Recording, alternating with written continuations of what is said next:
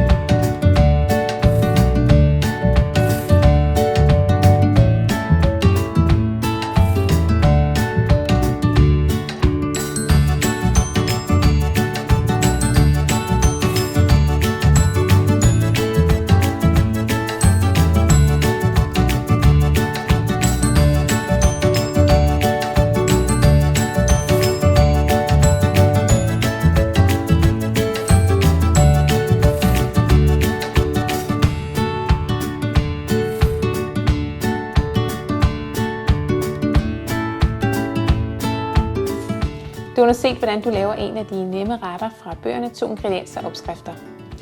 Bøgerne kan du købe på hjemmesiden www.toingredienser.dk. Du kan også følge os på Facebook eller Instagram. Tak fordi du kigger med, og så må du have en rigtig dejlig dag.